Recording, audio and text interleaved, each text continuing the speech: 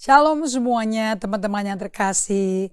Saya sampaikan kabar baik, kabar sukacita dari hubungan setiap hari dengan Tuhan. Bagaimana keadaan kalian semua? Saya mau sampaikan ucapan rasa syukur sama Tuhan untuk apa yang Tuhan kerjakan secara tersembunyi tapi buahnya nyata.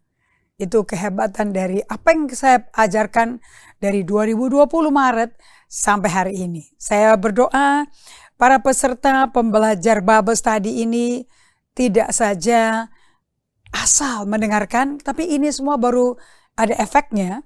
Dan ini yang dihidupi Yesus loh. Dan dihidupi oleh Raja Daud, dihidupi oleh Daniel, Yusuf, bagaimana mereka bisa melihat mimpi dan visi Allah tergenapi di dalam perjalanan mereka setiap hari bersama Tuhan. Itu pertahankan berada bersama Tuhan. Itu adalah satu-satunya kunci Anda bisa menjadi kuat rohaninya, dewasa rohaninya. Itu suatu disiplin. Dan kita lihat juga di 1 Samuel 18 bagaimana Daud itu mengancam kehidupan dia tanpa perkataan apapun. Dan buahnya mengancam Raja Saul, seorang yang tinggi besar, ganteng, tapi terancam dengan seorang anak muda kecil, berpipi merah, berambut ikal, dan seorang gembala yang tidak ada kebesaran kehebatannya ya sebagai jabatan hari-hariannya. Bagaimana dengan Anda? Apakah Anda terasa terhina, tidak dihargai orang? Justru yang tidak dihargai orang, yang dihina, itu yang Tuhan pilih. 1 Korintus 1 ayat 26, 27, 28.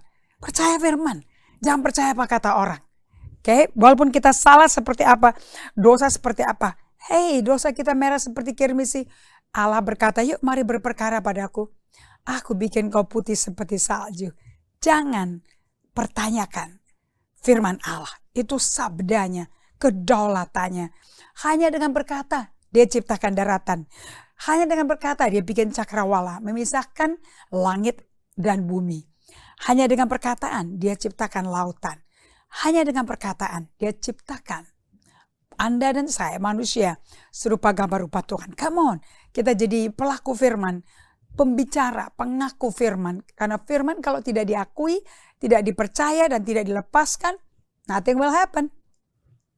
Itu cara kerjanya budaya kerajaan surga.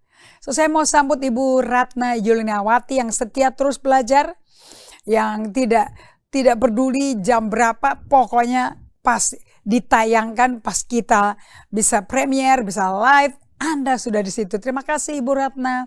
Dan juga Pak Pendeta Martin Pinatik dari Kalimantan Tengah. Sangat bersyukur saya dengan Anda mau belajar dan mau mendengar Pak Ludiman. Dan juga Ibu Triani dari Sorong, Papua, Ibu Helena, Ibu Feni Ong, semua teman-teman setia kami. Terima kasih Ibu Evelyn Irawati. Thank you untuk Jolly yang sudah melayani kita semua, Ingawati. Thank you juga untuk teman-teman Ibu Triani dari Sorong. Terima kasih untuk Pak Pipin, Saudara Pipin dari Palembang. Shalom juga Pak Ludiman Tondang dari Medan. Horas, terima kasih. Sering kali Bapak ikut ya, tapi tidak kasih komentar. Terima kasih untuk kasih komentar hari ini. Saudara Nafid Gulfam, terima kasih sudah bergabung dan mau belajar. Kita praktek yuk. Dan juga teman-teman dari Tomohon, dari Manado, dari Amurang, dari Minahasa Selatan. Saya berterima kasih juga untuk yang dari Jayapura, Joan Carol Tangku, dari Banyuwangi, Ibu Jane Carol, thank you so much. Sungguh-sungguh suatu kehormatan ya, saya bisa memberikan pelajaran ini dan saya yakin Anda tidak akan sama lagi kalau dipraktekkan. Nanti ada hari ini ada hadiah spesial di mana apapun kondisi kita, bagaimanapun emosi kita nggak sehat, bersama Tuhan Anda akan mengalami terobosan dan perubahan. So saya sambut Yen dan juga Dina Katarina dari Tomohon untuk bisa bergabung dan belajar lagi. Dan kalau Anda tidak sempat, jangan lupa YouTube. Dan selalu Anda bisa mengikuti pelajaran itu dan mohon Anda klik ke subscribernya sampai Anda melihat lambang lonceng hitam. Sehingga tidak satu pun dari pengajaran ini Anda miss. Kita berdoa ya. Terima kasih Bapa kami yang di surga. Terima kasih untuk kehadiran-Mu. Terima kasih untuk kasih setia-Mu. Kau mulia, Kau ajaib, Kau baik. Aku tinggikan Engkau di atas segala-galanya, karena Engkau-lah di atas segala-galanya. Hari ini adalah hari-Mu Tuhan. Aku berdoa agar Kau menyertai setiap anak-anak-Mu dari seluruh Sabang sampai Merauke, seluruh kepulauan Nusantara kita. Mereka disertai Engkau.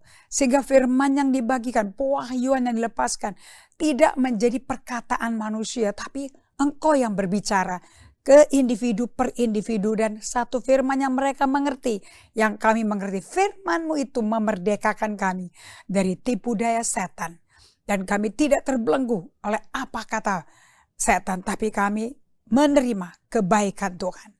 Di dalam nama Yesus Kristus Tuhan dan Raja kami berdoa dan mengucap syukur. Amin. Oke.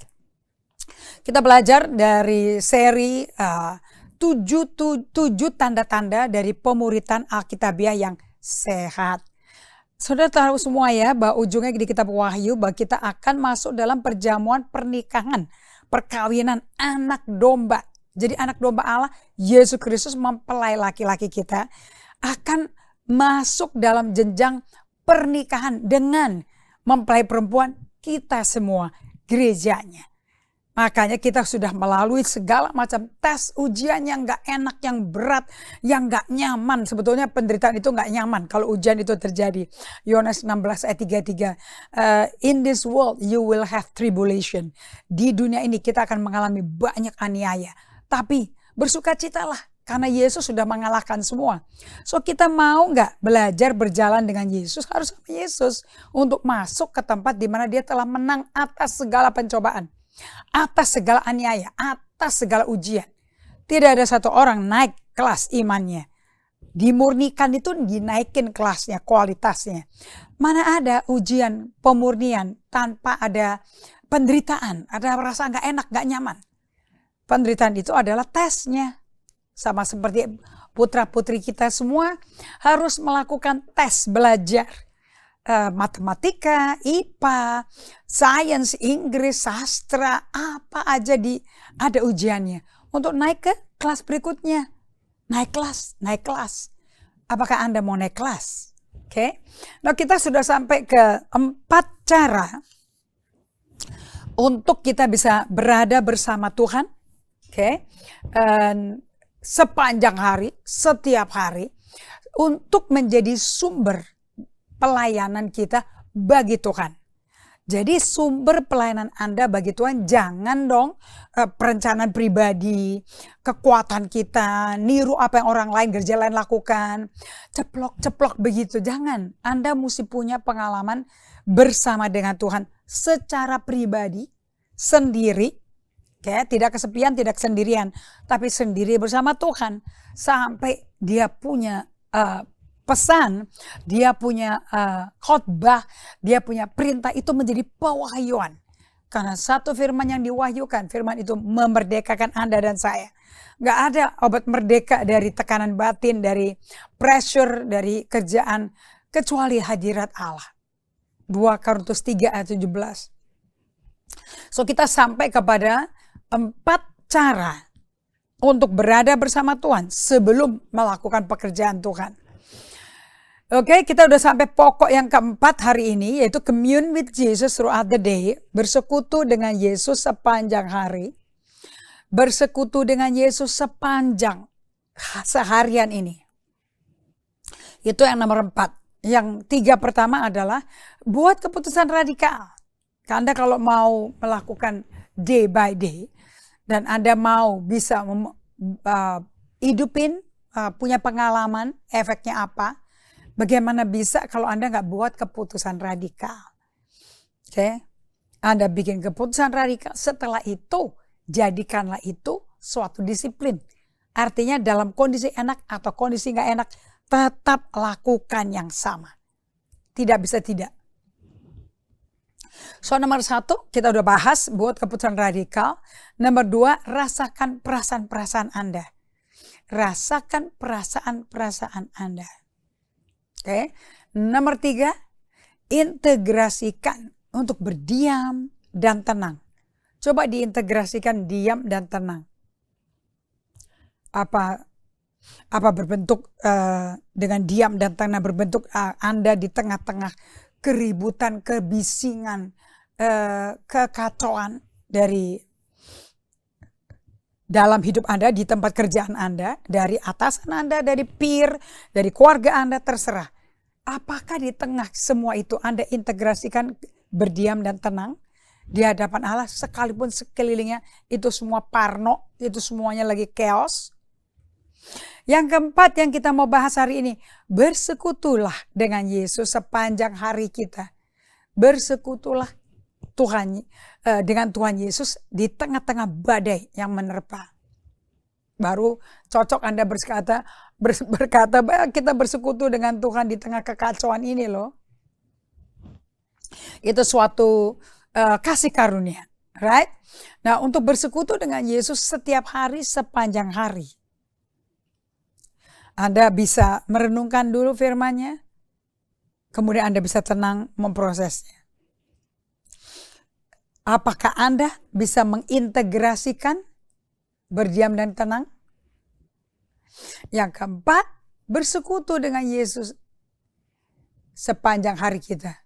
Bersekutu dengan Tuhan Yesus sepanjang hari kita. So kita tidak mau melakukan ibadah doa itu karena program, karena mesti begitu, mesti begini. Hilangkan kata mesti, musta begini, singkirkan kata-kata itu dan just nikmati kehadiran Tuhan Yesus. Nikmati aja. Kalau Anda setia dengannya kecil, maka Anda akan diberikan tanggung jawab yang lebih besar. Oke. Nah, bersekutu dengan Yesus setiap hari dan sepanjang hari kita, kita akan melihat nanti di Ulangan 6 ayat 5 sampai ayat yang berikutnya. Kita perlu tanya maknanya doa di dalam Solitude Silence apa ya?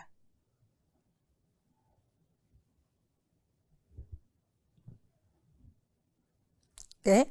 Nah, pada waktu kita berdiam, waktu kita bersekutu dengan Tuhan, kita mau tahu apa sih makna doa anugerah ini. Pada waktu Anda berdiam dengan Tuhan, Anda tuh lagi bikin space, bikin ruangan, bikin kesempatan untuk Yesus bekerja di dalam kita. Right? Nah, pada waktu kita bersekutu dengan Yesus setiap hari sepanjang hari, ini berarti Anda ada waktu diam, Anda ada waktu ternapas, fokusnya ke Yesus. Tidak selalu harus berbicara, tidak selalu harus negosiasi, diskusi.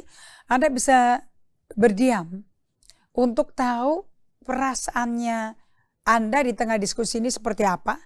Untuk tahu bagaimana perasaan Allah di tengah diskusi itu. Karena keberhasilan untuk menjadi emosi sehat, dewasa rohaninya, Anda butuh untuk diam dan merasakan perasaan-perasaan Anda. Tidak ada jalan lain. Nah, makna dari doa anugerah, Anda tahu ya, doa terakhir di seperti 2 Korintus 13 ayat 13 yang banyak pendeta kutip sebelum berpisah. Terima berkat Tuhan ini, kasih karunia Tuhan Yesus Kristus dan kasih Allah, dan yang terakhir persekutuan Roh Kudus menyertai kalian semua. Jadi Anda sudah mau pulang ibadah, pulang komsel, pertemuan, dan Anda menerima, biarkanlah kasih karunia Tuhan Yesus dan kasih Allah dan persekutuan Roh Kudus dengan setiap orang yang meninggalkan karena sudah selesai ibadah.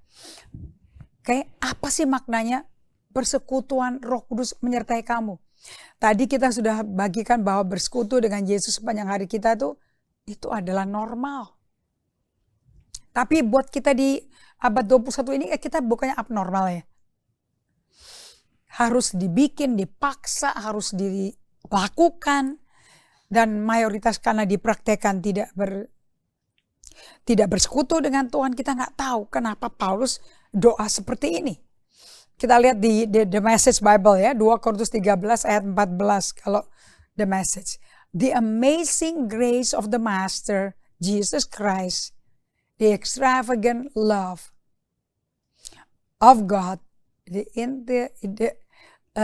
intimate friendship with the Holy Spirit be with you all. Saya ulangi lagi ya, the amazing grace of the Master Jesus Christ, the extravagant love of God, and the intimate friendship of the Holy Spirit be with you all. Ini waktu dia ngomong ini apa sih? Karena tiga-tiganya itu bukti bahwa berada bersama dengan Tuhan itu inti dan kunci. Udah jagoannya deh. Udah bener-bener pegangan yang Anda nggak bisa salah. Nah, jangan lupa saya katakan bahwa hanya karena Anda bisa berdiam diri untuk duduk di hadapan Allah di ruang yang tenang, bertekun dalam hadiratnya dan ciptakan space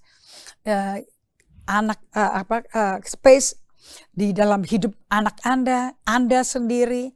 Oke, ini besar dampaknya. Oke, jadi kalau anak Anda rame, cranky, tantrum, coba Anda berdiam di hadapan Allah tanpa bicara. Untuk Anda bisa ngalami Tuhan. Dan menerima ruang dan menerima hadiratnya di dalam batin Anda. Oke, kita mau bagikan untuk menjelaskan apa sih artinya doa anugerahnya Rasul Paulus ini. Kasih karunia Tuhan Yesus, kasih Allah yang sempurna, dan kasih Roh Kudus menyertai Anda semua. Oke, so di sini saya mau bagikan kepada Anda kehidupan para orang-orang monastik. Seperti apa? Nah, mereka berkata seperti ini. Pergi sendirian, duduk di hadapan Allah dalam ketenangan, dan bertekun dalam hadiratnya. Itu adalah cara yang Tuhan ciptakan, yang ritmenya sudah ada di dalam kita. Oke, so lihat kita bagaimana kehidupan daripada para biarawan, biarawati. Tetapi ini yang lahir baru, yang menikmati hadirat Tuhan, luar biasa. Nomor 1, kehidupan mereka selalu pergi sendirian untuk duduk di hadapan Allah dalam ketenangan. Yang kedua, ciptakan ruang atau space yang khusus dipisahkan atau didedikasi demi untuk bertemu dengan Tuhan Allah Yesus. Ciptakan ruangan, space khusus dipisahkan demi 100% bisa bertemu dengan Tuhan Allah kita. Jadi kalau Anda kepingin bertemu muka ke muka dengan Allah kita, agak sulit di gedung ibadah. Tapi pada waktu Anda invest waktumu sendiri, tidak ada mustahil orang yang percaya pada Tuhan memenuhi Anda dengan sukacita, damai sejahtera, dan kenikmatan-kenikmatan lainnya. Yang nomor 3, nomor 2, ciptakan ruang atau space khusus yang dipisahkan demi untuk pertemuan Anda dengan Tuhan Allah Anda. Jadi apa yang dikatakan orangnya dengan dibawa oleh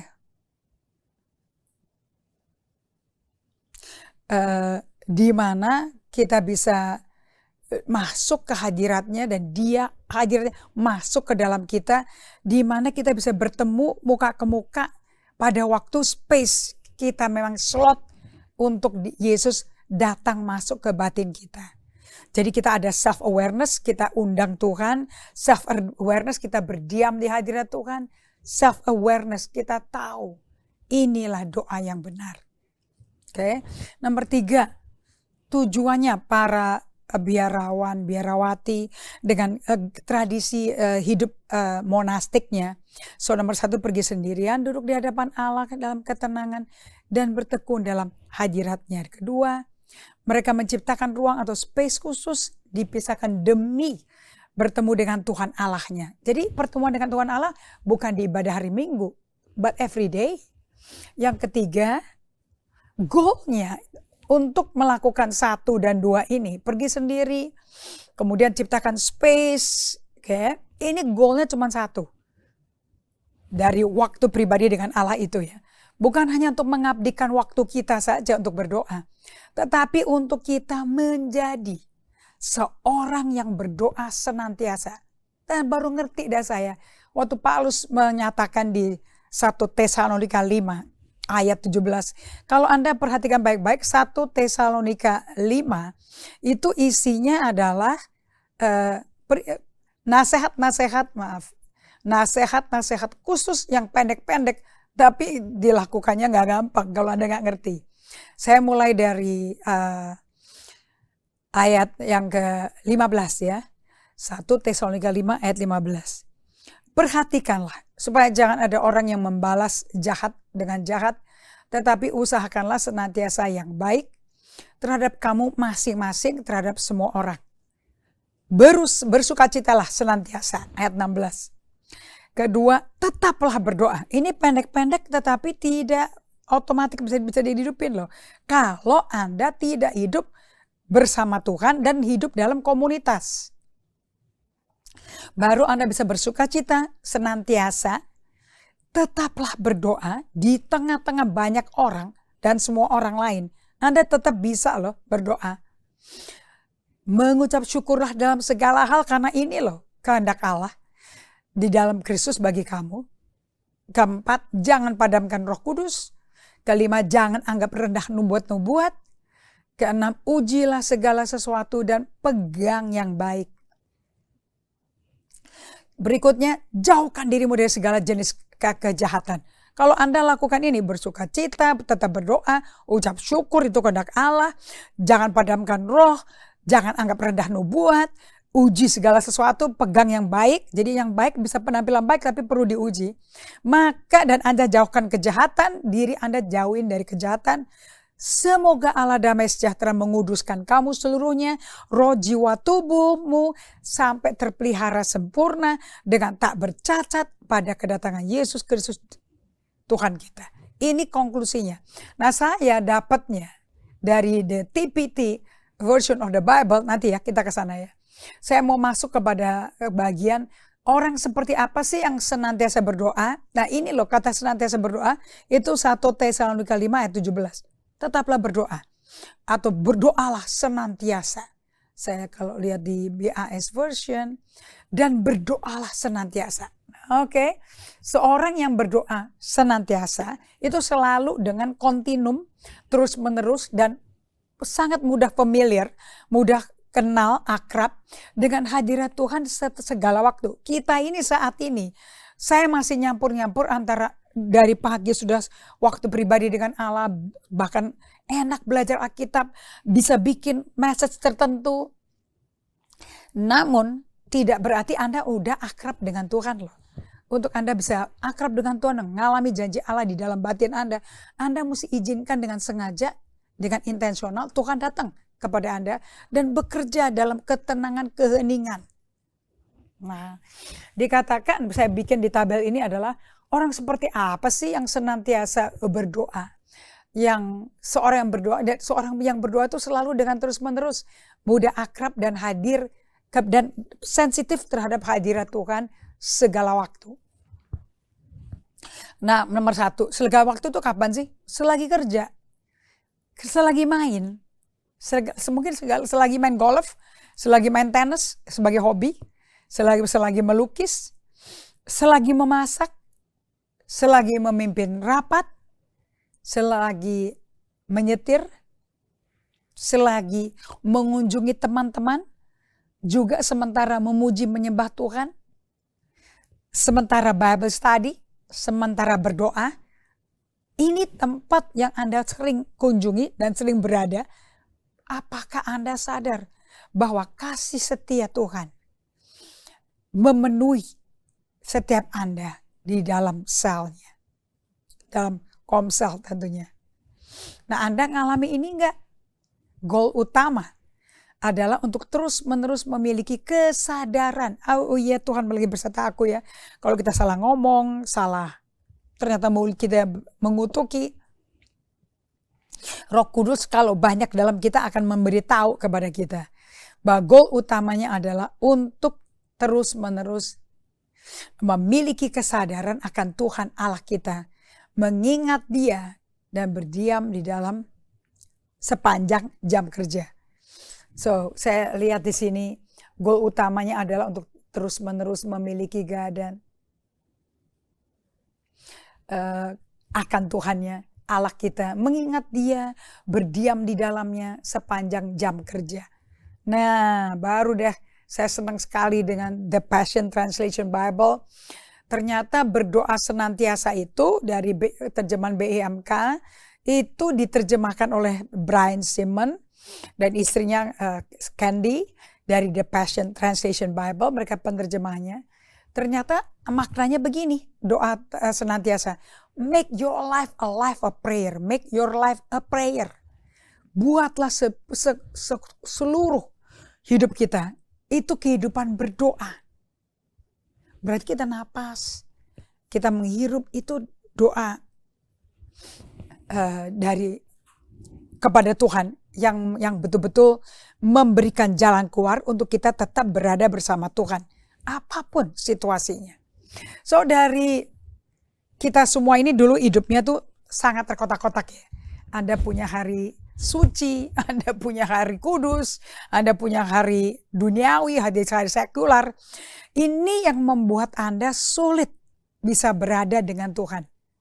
Karena di jam kerja Anda fokus cara hidup duniawi, cara bekerja duniawi, dan itulah hidup Anda. Padahal Tuhan maunya kita holistik. Nah, seperti anak-anak Yahudi, wah holistik sekali hidupnya. Nah, kalau kita itu terkotak-kotak, terbagi-bagi. Kotak hari kudus dan loyal. Kotak hari kudus dan kotak, maaf ya saya salah ketik. Kotak bukan koyak. Kotak hari kudus dan kotak hari sekular. Itu kita bikin berpuluh-puluh tahun. Makanya gak pernah ketemu Tuhan. Di saat kita butuh sekali di tengah rapat genting, keputusan yang perlu dibikin final cepat. Wah, kalau kita masih kotakin hari kudus, kotakin hari sekular, nggak bisa ketemu Tuhan. Anda bisa sibuk dengan program di gedung ibadah, doa pagi, doa syafaat, pelayanan hari kaum ibu atau kaum bapak, kaum remaja, bisa ada hari Selasa, Rebo, semua. Apa yang Anda sibuk dengan di bawah atap gedung ibadah itu, sibuk saat teduh Anda sendiri, Bible study, pimpin ibadah, doa. Tapi mudah sekali nggak inget kalau Tuhan itu dekat dan aman. Dan kita tuh tidak ingat kalau Tuhan dan tidak bersekutu dengan Tuhan. Ingat ada Tuhan, bersekutu dengan Tuhan. Nah, apakah kita bisa jadi anak muda? Alias kita yang menikmati sebagai anak yang berkenan pada Tuhan. Allah kita seperti Yesus. Jadi bisa nggak kita jadi anak Tuhan yang berkenan pada Tuhan? Bagaimana ngidupinya ini? Bagaimana bisa hidup berkenan pada Allah? Dan Allah akui loh. Oke, coba kita baca Matius 3:17 ya. Kemudian terdengar suara Allah mengatakan, ini anakku yang kukasihi, yang menyenangkan hatiku. Mazmur 31 ayat 7. Kalau Anda hidup seperti ini, saya rasa Matius ini sama dengan kitab Markus ya. Anda memiliki iman sebesar biji sesawi. Anda katakan campakkan ke laut, itu tantangan gunung-gunung kita akan tercampak. Nah itu dapat terjadi karena kita peluk identitas kita yang diberikan Allah kepada Yesus. Dan barang siapa dalam Kristus kan anak-anak Allah. Jadi kita juga memiliki identitas ini. Apa itu? Kemudian terdengar suara Allah mengatakan, inilah anakku yang kukasihi, ia menyenangkan hatiku. So ini pernyataan Allah bahwa Yesus anak Allah yang dikasihi Tuhan. Jadi waktu dia diuji di padang gurun oleh iblis, kalau engkau anak Allah, hiduplah seperti ini. Kalau Anda seperti ini hidupnya, udah pasti Anda sudah 1 tahun ini menabung. Oke. Nah, kok bisa ya hidup seperti ini? berkenan pada Allah Bapa, diakui Allah Bapa. Jadi selama Yesus bertumbuh itu besar, itu Yesus Allah Bapanya ada beserta dia loh. Kalau nggak bisa ngurusin dan melihat di Lukas 2 ayat 40, Lukas 2 ayat 52,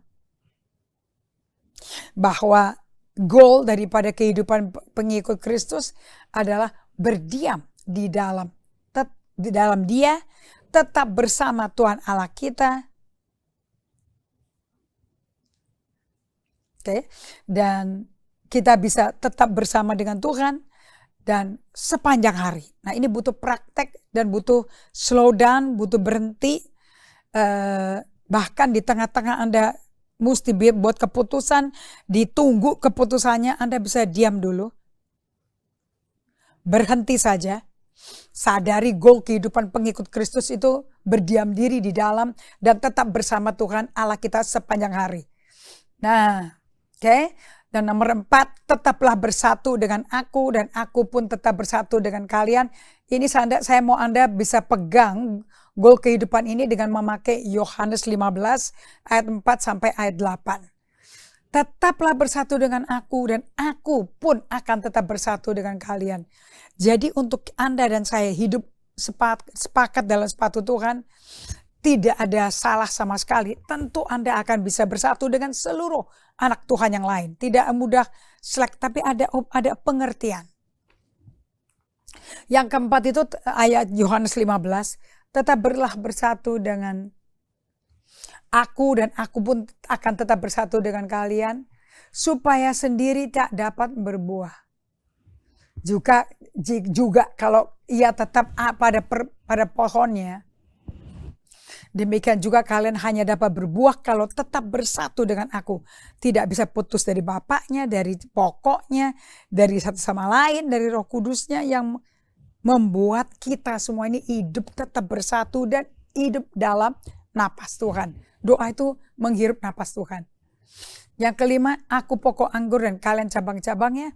Orang yang tetap bersatu dengan aku dan aku dengan dia akan berbuah banyak, sebab tanpa aku kalian tak bisa berbuat apa-apa.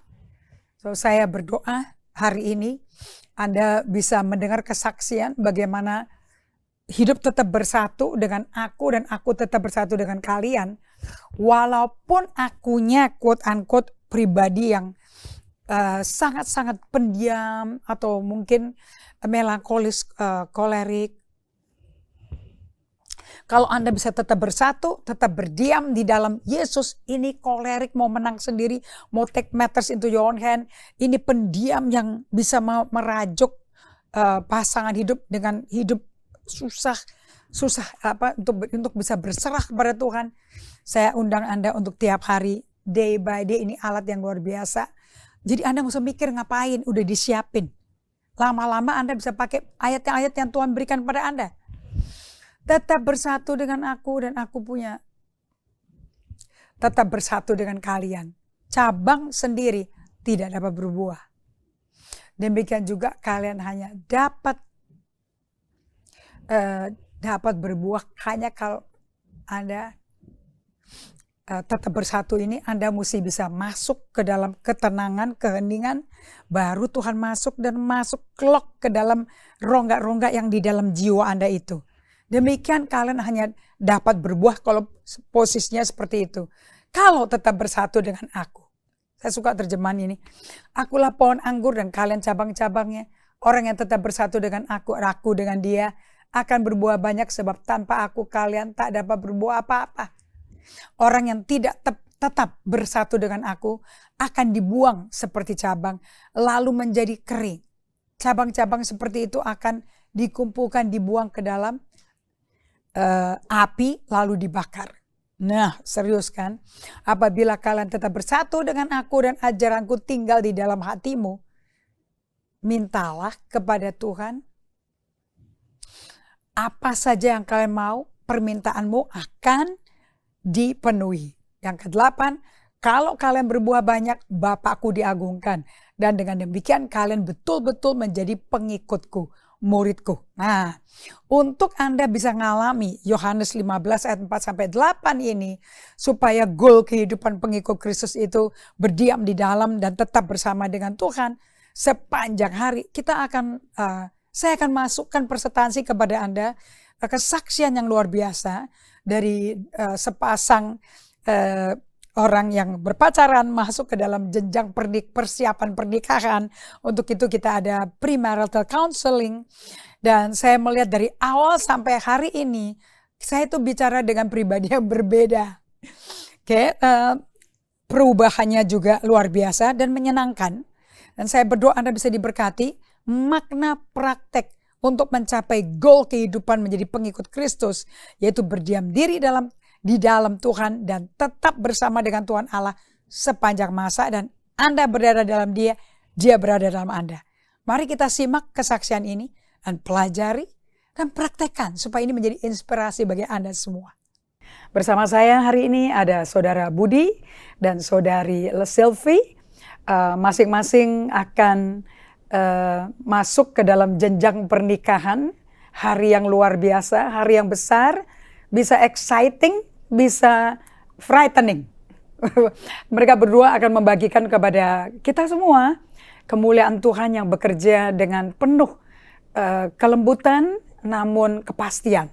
Dan kita akan mendengar kesaksian bagaimana pelayanan pranikah konseling yang diutamakan dengan bangun hubungan dengan Yesus akan mendampaki hubungan mereka satu sama lain dalam jenjang masuk kepada pernikahan di hari Minggu depan. So, saya mau sambut tamu kita hari ini. Halo Budi.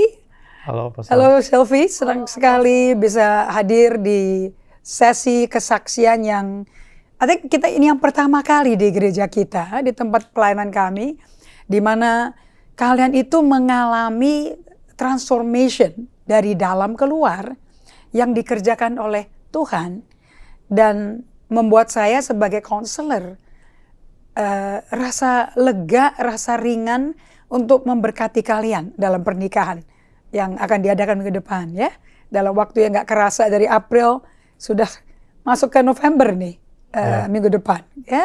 So bisa dibagikan dari bagian PMC yang paling mengesankan kalian masing-masing apa ya? Bagian apa yang dibagikan oleh Apostle? Saya dulu. Kalau buat saya yang paling mengesankan itu ketika Apostle tuh tanya hubungan saya dengan orang tua saya, terutama almarhum papa saya. Yeah. Jadi tuh waktu itu kita tuh ada bicara materi yang berbeda sebenarnya, tapi tiba-tiba Apostle tuh nanya hubungan saya dengan almarhum papa saya, dan itu sangat mengena buat saya. Saya tuh memandang diri saya tuh kayak sangat dingin, terus juga orangnya kayak ketus, kayak keras gitu. Dan ketika saya Apostle juga ajarkan saya SS, saya tuh mulai menyadari kalau banyak kehilangan dalam diri saya, Apostle. Yeah. Dan itu yang Apostle juga banyak praktekkan ke kami berdua, dan itu sangat memberkati kami.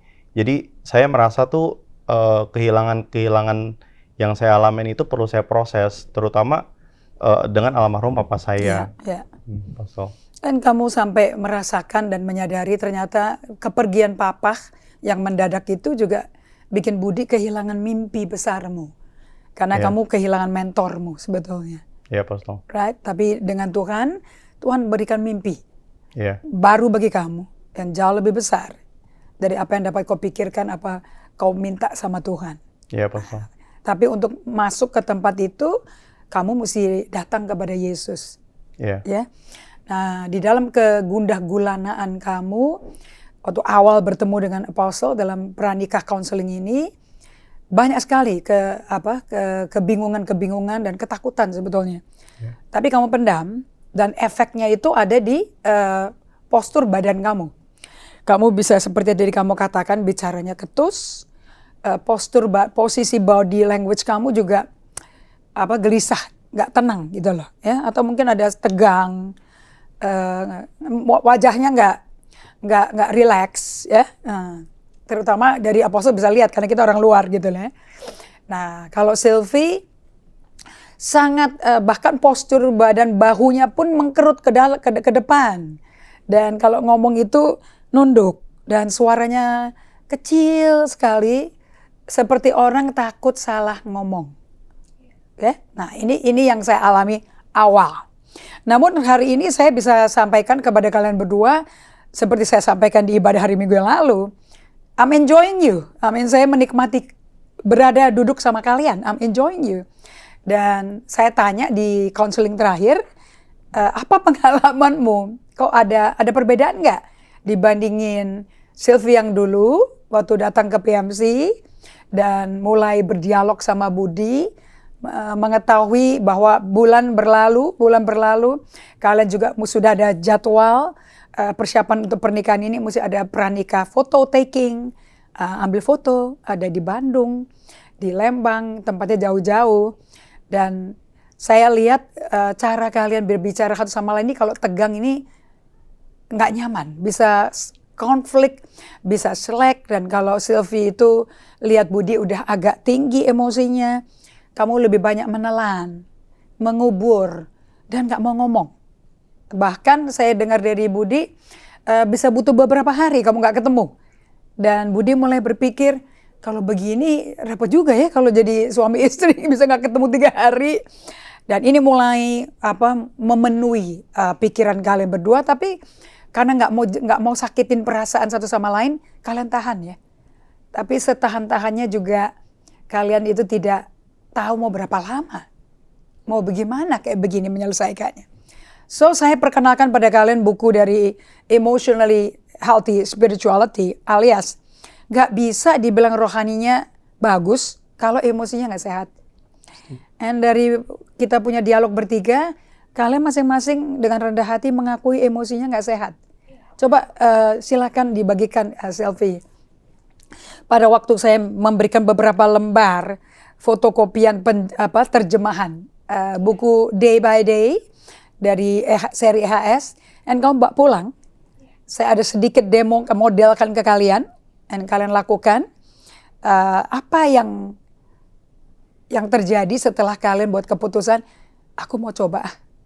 So what's next? Setelah itu apa yang terjadi? Iya, aku mulai coba untuk praktekin di rumah untuk day by day-nya. Diawali dengan berdiam diri 2 menit di awal dan berdiam diri 2 menit di akhir.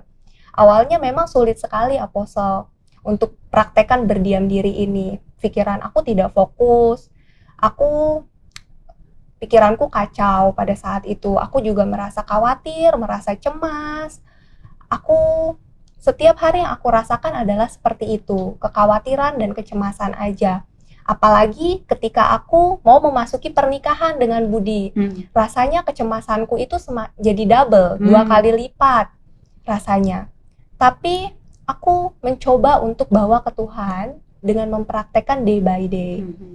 Walaupun mungkin awalnya sangat sulit sekali berdiam 2 menit, tapi aku coba lakukan setiap hari, pagi dan malam. Awalnya hanya aku lakukan pagi dan malam, tapi ternyata aku menemukan kesenangan Apostle. Ternyata bertemu dengan Tuhan, dengan berdiam diri itu jadi kesenangan untukku. Jadi sekarang itu ketika siang hari atau mungkin sore hari, ketika aku sedang sendiri, aku mencoba untuk datang ke Tuhan dengan mempraktekkan berdiam diri ini. Begitu. Praise the Lord. So, Budi, bagaimana kamu praktekkan ini? Mengingat kamu juga khawatir ya. Ini gimana nih ya?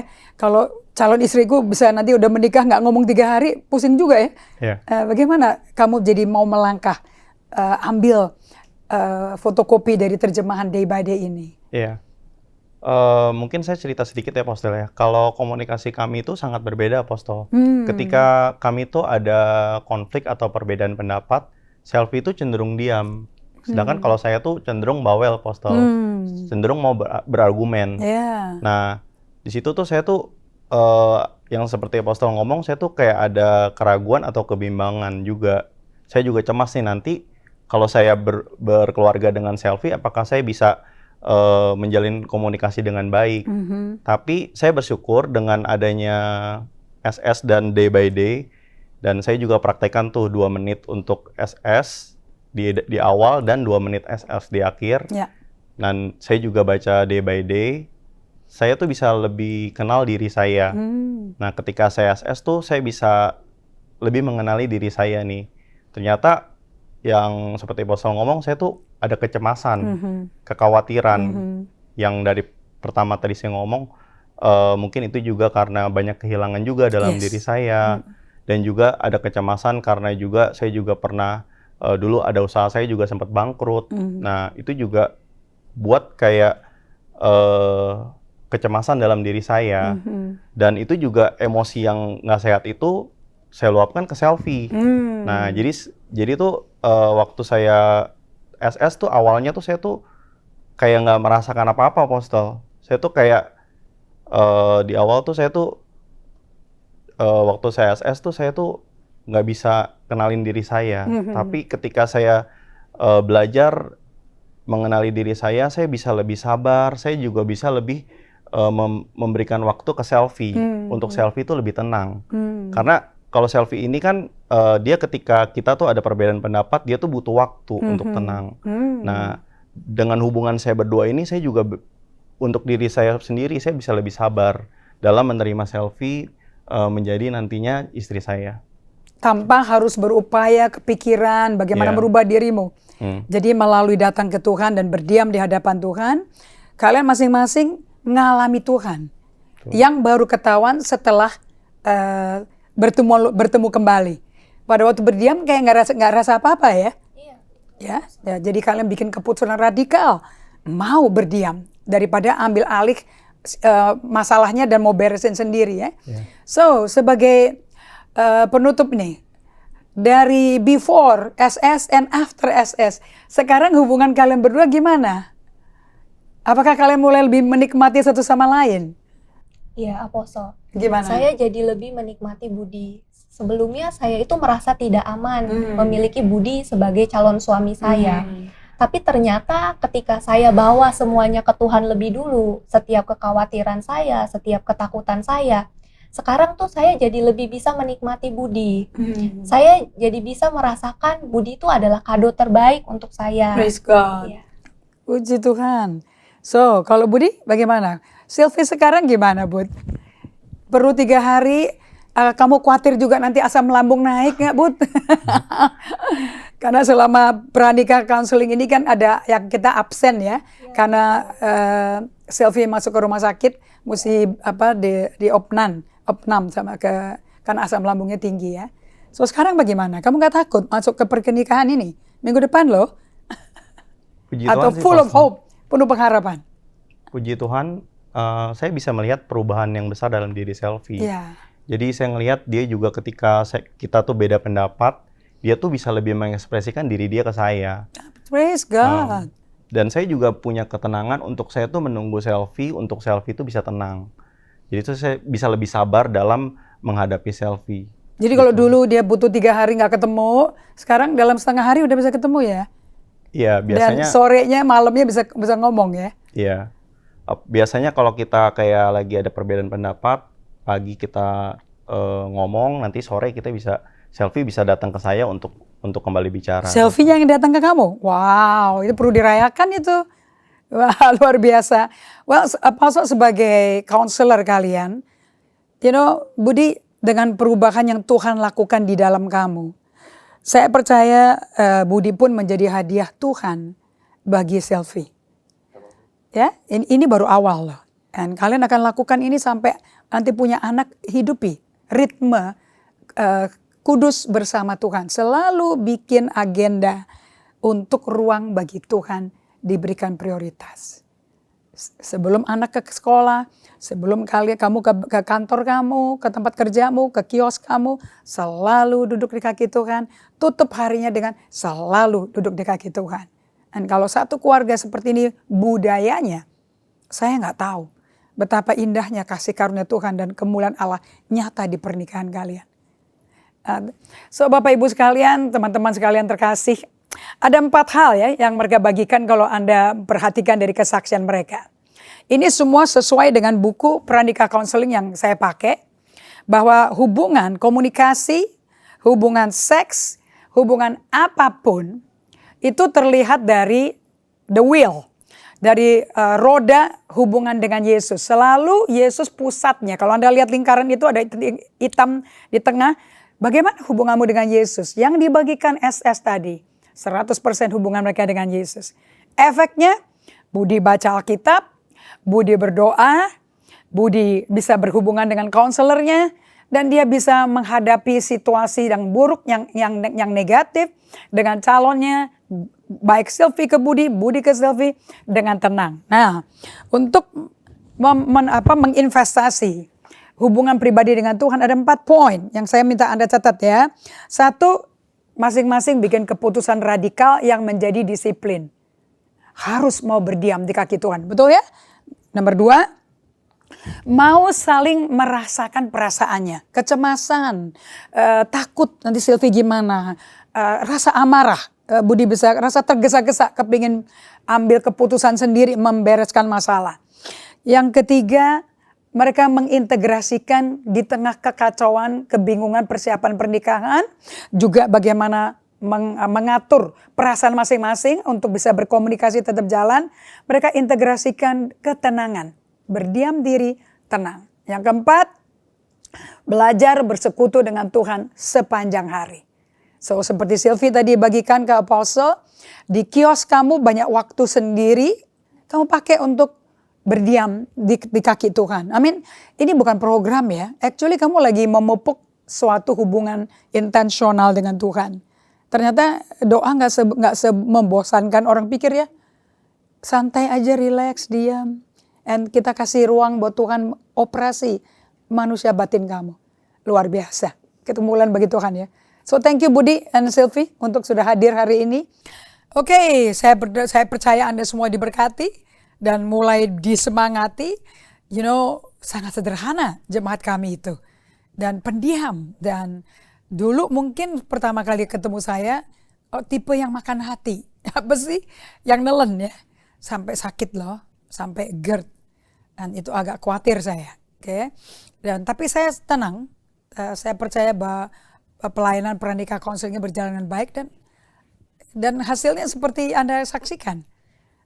Betul-betul ini persiapan masuk ke dalam pernikahan. Jadi pada waktu ngomong I do, kedua pihaknya dan buat sumpah pernikahan, mereka nggak ragu, nggak takut. Ini sesuatu yang jadi indah. Nah, problemnya kenapa kok dulu, dan mereka sudah Kristen sudah lama, dan bertumbuh di gereja kami. Problemnya seperti ini nih.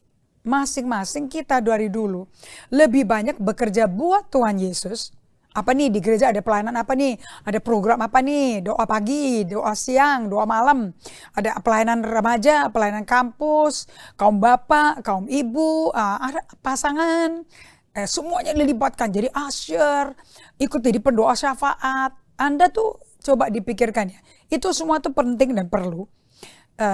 Terutama yang disiplin ya, kayak baca Alkitab, berdoa bersama-sama dalam komunitas, lakukan yang namanya spiritual discipline. Tetapi Anda tahu nggak, itu lama-lama jadi program. Dan sisa sepanjang hari setelah Anda hadir di gedung ibadah, melakukan Bible study, doa bersama, doa malam, doa pagi, Anda bersaksi, Anda melayani jadi usher dan sebagainya. Anda tahu nggak lama-lama itu jadi program, terus yang sisanya tuh Anda lupa. Kalau Anda tuh udah ketemu Tuhan pagi harinya. Dan siang hari, petang, dan malamnya udah nggak ketemu lagi Tuhannya. Udah sibuk, keserap sama kerjaan. Keserap sama kenikmatan browsing. Kayaknya untuk berhenti sejenak, slow down untuk berada bersama Tuhan udah hilang. Pernah nggak ngalami gitu? Saya juga ngalami begitu. Jadi untuk sadar mengenali Tuhan hadir dan ingat Tuhan tuh hadir terus, you know. Itu butuh bangun otot emosi, otot mendengar suara Tuhan. Atau kalau saya bilang otot mendengar Tuhan sudah hadir, kehadirannya itu kerasa. Itu perlu dibangun, nggak spontan. Seperti Budi dan Sylvie, Anda juga bisa praktek seperti itu. Yang saya bangga adalah mau buat keputusan radikal. Itu penting. So kalau Anda lebih banyak bekerja buat Tuhan Yesus, melewati waktu dan kesadaran kita untuk berdiam tetap bersama dengan Tuhan Allah kita, wah repot ini. Pelayanan Anda tidak akan bertahan lama karena sumbernya bukan Yesus. Oke, hanya butuh satu aja loh. Untuk Anda bisa langsung keseret, terpicu, kepancing untuk langsung kerja, langsung berbuat sesuatu, langsung aktif. Nah, hanya butuh satu hal yang men-trigger Anda. Kayak apa tuh? Yaitu perkataan atau pembicaraan atau suatu event yang bisa memicu untuk cepat bertindak, tertrigger untuk keluar dari jalur rel kehidupan bersama dengan Tuhan. Jadi hidup bersama dengan Tuhan ini mesti jadi satu rel. Berada bersama Tuhan dan bekerja bagi Tuhan. Itu mestinya sepasang rel. Nggak bisa keluar rel itu. Nah, hati-hati ya. Orang trigger Anda pakai komentar apa aja Anda bisa keluar loh. Nah, saya akan bagikan di hari Sabtu. Ada 10 indikator yang akan menolong Anda semua mengetahui bahwa Anda tuh udah keluar dari jalur rel Tuhan, berada dengan Tuhan, sampai udah jauh dari pusat tempat berada bersama dengan Tuhan. Udah keluar total. Nah, untuk tahu Anda ini udah keluar jalur rel, berada bersama Tuhan apa enggak, nanti hari Sabtu saya bagikan 10 pertanyaan yang Anda mesti jawab. Nah, jadi Anda bisa screenshot, ini ada bocoran dulu ya, di screenshot, nah nanti Anda jawab. Oke, dan Anda bisa pakai ini disimpan untuk setiap bulan, setiap minggu. Sibuk 5 hari, hari ke-6-nya lakukan ini, atau hari ke-7-nya. So, ini sahabatnya purposeful, purpose driven life. Oke, nah nanti Anda akan bisa tanya pada diri Anda, apakah pekerjaanku ini buat Tuhan telah melampaui batas keberadaanku dengan Tuhan gak ya? Jadi sumbernya itu bukan Yesus, segala pekerjaan Anda, kekuatanmu sendiri. Nah, saya mau Anda untuk melakukan tes ini dengan Anda sebelum jawab, Anda mohon baca buku Sacred Rhythm, ritme-ritme yang Anda bikin, ini akan mengarahkan hidup Anda kepada suatu transformasi rohani. Nah, untuk silence and solitude dan prayer, itu betul-betul satu-satunya alat yang akan membuat Anda tetap on track dengan Yesus, on track dalam kitab suci, dan on track dalam rel berada bersama Tuhan dan bekerja buat Tuhan dari sumbernya dengan Tuhan. Jadi Tuhannya ikut pelayanan, jangan ditinggal. Oke? Dan ini buku penting sekali. Oke? Dan Anda praktek juga di bab 8 dari buku EHS, di mana Anda praktekkan yang namanya suatu disiplin ternyata, yaitu menemukan ritme ibadah harian dan sabat. Itu tidak bisa dibuat kalau kepingin, kalau ingat, Anda mesti atur waktunya dengan sengaja sampai ada ritme. Ya, menemukan ritme ibadah harian dan sabat.